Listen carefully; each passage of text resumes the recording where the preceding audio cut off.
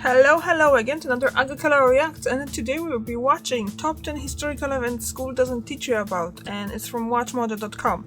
Mind, I finished my schooling about 20 years ago, so I wonder if I gonna know anything about it. I'm guessing the school teachings in history now kinda changed since I was in school last time, but let's just go and see. Did I hear about them? Or did I not? And then, in the words of the sheriff, see. All hell broke loose. And Sheriff? the worst single incident of racial violence in Tulsa? American history begins. Wasn't it? Welcome to Watch Mojo. And today, think. we're counting down our picks for the top 10 major historical events school didn't teach you about. When the news reporters asked me why didn't I get up, I said, history had me glued to the seat.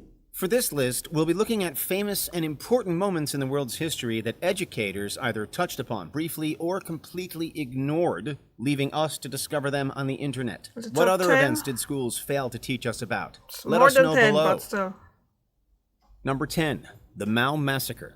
In 1966, Mao Zedong's power in China was threatened after the disastrous Great Leap Forward that caused a massive famine. So he initiated the Cultural Revolution to renew the communist spirit and remove infiltrators. Mao launches an attack on his internal political opponents, saying there are bureaucrats everywhere who want capitalism back. The people ought to display placards and expose these class enemies and their bourgeois thinking. This caused youths to form groups like the Red Guard, who shut down schools, ransacked religious places, and slaughtered any perceived enemies of Mao's vision, such as party officials and intellectuals. Mao sends his Red Guards into a war of symbols. He considers China's traditions and culture to be anti-socialist and seeks to destroy them. Oh, that's While terrible. art and entertainment believed That's to be very too Western vague. were banned, including work by William Shakespeare. The Cultural Revolution eventually finished in 1976 with Mao's passing, but not before it destroyed the country's economy, took the lives of up to 2 million people, and forced around 20 2 million million? to flee the carnage Chairman Mao instigated. Now is the Rega generation 70. I hope that they reflect, they regret, they re-examine what should we prevent this kind of human tragedy happen again. Number 9, the Wall Street attack. Before 9/11, the worst terror attack in the United States happened in 1920. Really? During Yeah. midday in September, a horse-drawn carriage rode down Wall Street, New York. It stopped outside the U.S. Assay Office and opposite the J.P. Morgan and Company building. On September 16, 1920, as the bells of Trinity Church tolled and hundreds of Wall Street workers headed out for their noontime break, an explosion struck outside the headquarters of J.P. Morgan and Company. The area was packed as workers Never went to get heard lunch, about that one but either. then the driver vanished. Moments later, the wagon filled with dynamite exploded, causing shrapnel to fly everywhere. The carnage was unlike anything America's largest city had ever seen, and was splashed across headlines for days. At least 38 people and the horse perished from the attack, with 143 seriously injured. No group or individual came forward to claim responsibility. While authorities had many theories on who was responsible, no formal arrest ever happened, and it remains unsolved. Whoa. In the end, no one was ever formally convicted of this heinous crime. Today, the only evidence that remains from that tragic event are from these shrapnel marks on the facade of J.P. Morgan's old building. Number 8, Still there, the huh? Iranian Revolution. After years of Iran being reigned by Shah I heard Mohammad about Reza Iranian Pahlavi Revolution, but and aligning himself don't know with the West, details. tensions came to a head in 1978. Daily, it has become more difficult to look at the scope of opposition to the Shah of Iran and still see his monarchy surviving. The Ayatollahs are committed to the ouster of the Shah and nothing less than that. Supporters of cleric Ruhollah Khomeini, who had been in exile, believed he was routinely slandered by the country's press. On top of this, opposition against Pahlavi's rule blamed his secret police for the Cinema Rex fire that killed 477 people. The protest of the masses turns into open violence. Tehran is ablaze. The military intervenes. These, mixed with the Shah using the military to supplant his rule and viciously attacking opponents, caused many people to protest the monarchy. By 1979, this led to Pahlavi fleeing and the return of Ayatollah Khomeini, who became the first supreme leader of Iran, turning the country more politically conservative. During his 10-year reign, he implemented his ideas of an Islamic revolution with uncompromising vigor. and turned Iran into a theocracy. Some believe this event inspired several uprisings in the Middle East. Number 7. The Stonewall Riots.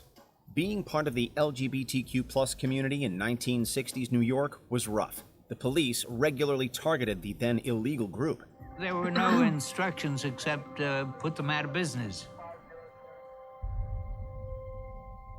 The first police officer that came in with our group said the place is under arrest. When people attended LGBTQ+ bars or clubs, many of which were operated by organized criminals, the cops would raid them and arrest those inside, often taking liberties with detainees. By June 1969, the situation hit a boiling point at the Stonewall Inn when the police raided the bar. With years of discrimination, violent attacks by the cops, and inspired by the civil rights movement, the LGBTQ+ community and supporters began rioting, which lasted for several days. In the civil rights movement, we ran from the police. Yeah, In the peace I don't movement, think that would we be ran taught. from the police. Not in Poland That anyway. night, Doesn't the police really. ran from us. The lowliest of the low. And it was fantastic. How do you This say sparked irrelevant to LGBTQ+ Poland? leaders to petition for rights. By 1970, the first Pride events happened in New York, Chicago, Los Angeles, and San Francisco. Gay Liberation Front was born out of the ashes of Stonewall. Gay Liberation Front is literally why we have everything we have today. Number 6. Bacon's Rebellion. Way before the American Revolution against Great Britain's reign came to be, the seeds of rebellion were sown in Virginia in 1676. The colonist Nathaniel Bacon was livid at Governor William Berkeley, his cousin, for the high taxes and his lack of support for attacking a Native American settlement. As such, he organized a makeshift militia formed of white and black people to lay siege to Berkeley within Jamestown. Bacon's forces caused the governor to flee as they set Jamestown aflame. By the time England sent a navy to battle the rebellion, Bacon had already passed from dysentery. With a lack of leadership, Berkeley's newly engorged forces defeated the militia, but the governor's reputation was left in tatters. Number 5. The First Bus Refuser. While Rosa Parks is credited for ushering in the civil rights movement in the U.S. after refusing to give up her bus seat to a white person in 1955... Yeah, I heard about the person, the woman that was before Rosa Parks. Already paid my fare, and I'm sure he didn't pay him more than I did. There was someone before who made a similar stand. 9 months before this monumental event, 15-year-old student Claudette Colvin refused to move on a bus for white passengers in Montgomery, Alabama. This led to her arrest and being convicted on multiple charges. I felt as though Harriet Tubman hand was pushing me down on one shoulder, and Sojourner Truth hand was pushing me down on another shoulder. And between these two historical women's, iconic women's, I could not move. Colvin was also involved in the court case that forced Alabama to end bus segregation. But even further back, in 1854 in New York, Elizabeth Jennings Graham was forcibly removed from a whites-only streetcar. As they rode, he saw a police officer and flagged him down. The officer came aboard and ignored what Elizabeth had to say, throwing her to the ground and ruining her Sunday best. So she took the Third Avenue Railroad Company to court and won, causing the firm to desegregate its streetcars. That's good.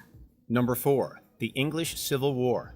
While England still has a monarchy, that hasn't always been the case. Charles I clashed with Parliament several times. Charles distrusted parliaments absolutely, and had governed the country for long periods without recourse to one. Is that the one that with Catholics made facing off against reaction Protestants recently in as well? several skirmishes, adding to the fire, and Charles's religious loyalty questioned, things escalated when he entered the House of Commons and tried and failed to arrest opponents in 1642. The attempted arrest was a tragic farce. Is that the same person? 5 members had long since escaped by boat. For the first time, a reigning monarch entered the House of Commons only to find himself humiliated. This kicked off the first of 3 civil wars in England, Scotland, and Wales between the Royalists and the Parliamentarians. In 1649, a captured Charles was tried for treason, found guilty, and executed. By 1651, the Parliamentarians had won the final battle in the Civil War. Charles died bravely on the scaffold. Was he executed by, what's his name? But that's no Cromwell, more than isn't would be it? expected Might from be mistaken. any gentleman facing the block. With Oliver Cromwell in There you charge go, and yeah. later his son Richard, the Commonwealth of England reigned until 1660, when Charles II re-established the monarchy. Number 3. The Armenian Genocide. In the dying days of the Ottoman Empire, the Young Turk Revolution happened in 1908. After years of Christian Armenians being targeted by the country, they believed this was a positive turning point. Ethnic groups within the Ottoman Empire were pushing separatist agendas.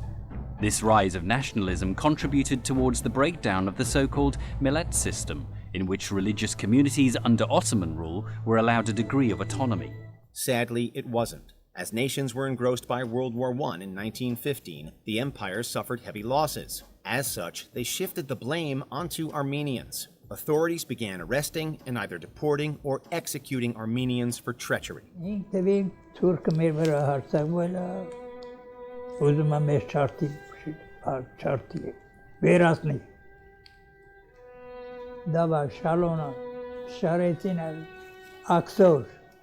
Then, groups were taken from their homes and forced to walk through the Syrian desert without supplies, causing many to perish before they reached the terrible conditions at concentration camps. By 1916, there are estimates that at least 1 million Armenians were massacred in the genocide.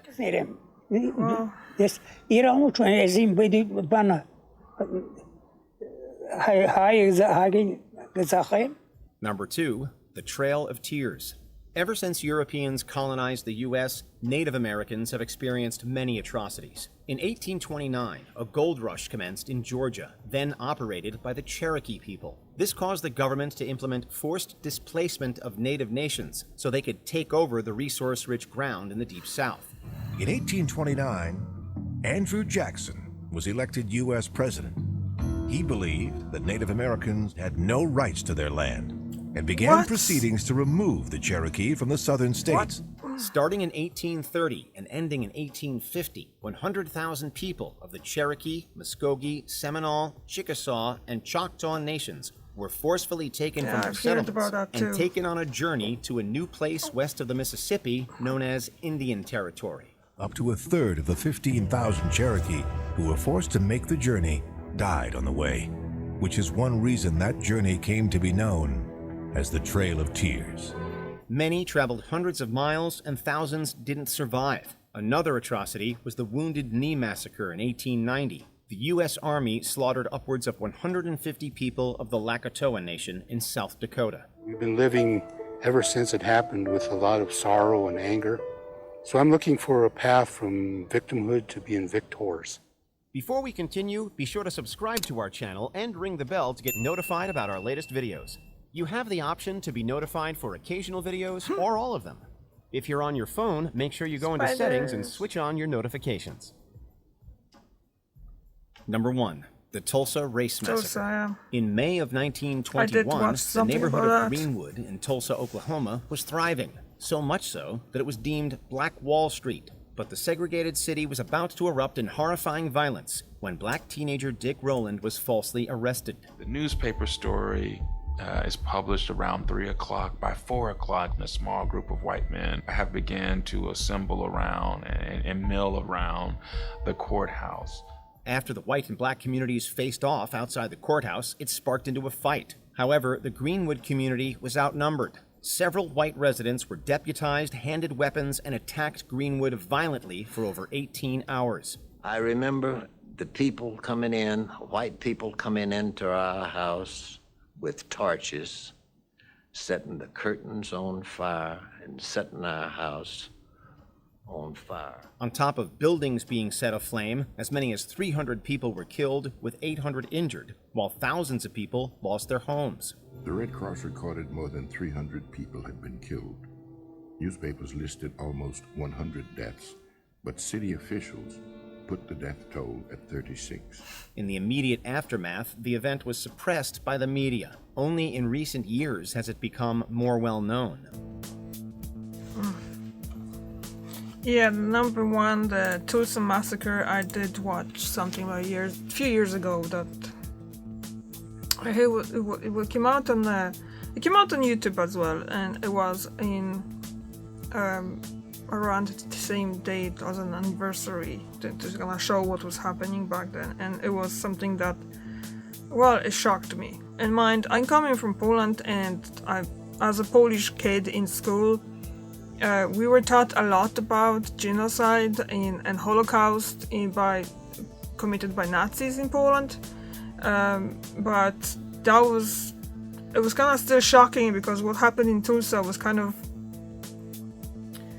like from private hands, I think. That's how I feel it anyway. The same thing about genocide of Armenians by Turks. That I heard about that in relation to, I think, Kardashians years ago, that they went to visit monuments and stuff. So some of the things I heard about, never heard about the Wall Street terror attack in 1920. What else I didn't hear? Yeah, there was few that I did hear about, and there was few that I didn't hear about, but not from the history lessons anyway. So this is something that, like they mentioned in the beginning, and basically you know about them because of the internet, and I've seen it about it on them, about stuff about them on internet. So this is how I knew about it. I wouldn't know if I just rely on information that I got in school. So yeah, how are you? Did you ever hear about all those historical events? Or didn't you hear? Okay, thank you very much for watching, and I'll see you tomorrow. Bye!